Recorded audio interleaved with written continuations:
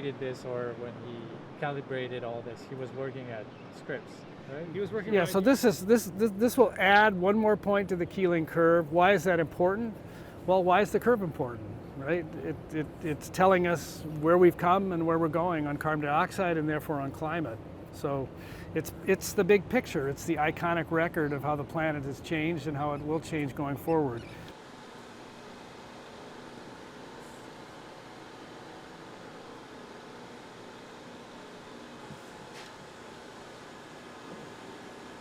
I mean, one way to look at the climate problem is if you don't even acknowledge it, you obviously can't be ready for what's coming next.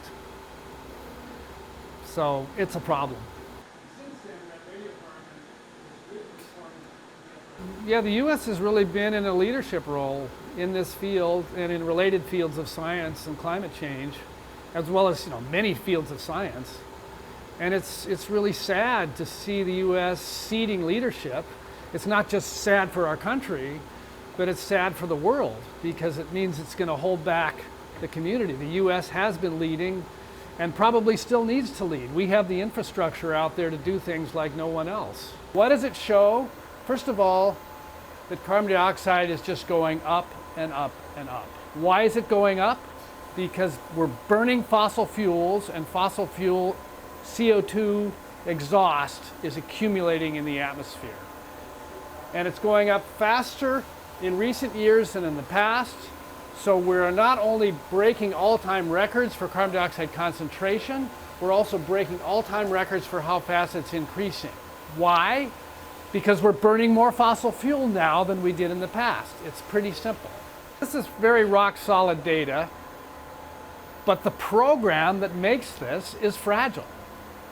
And so we have a vulnerability now in the context of uncertainty about funding and uncertainty about priorities to keep these kinds of measurements going. You pull the water out first, it freezes at a lower temperature. And we know it's happening, the data's all there, we're not making it up.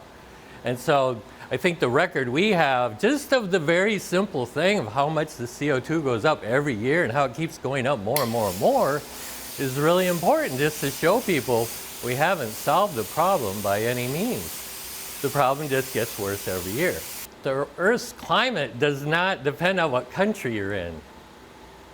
I mean, it's a silly idea to think that it would, or that one country could just ignore it and then everyone else will just take up the slack. And I mean, we're all on the same boat, as they like to say. So we all have to work together to ensure that humanity and every other living species on the planet has a healthy environment in the future.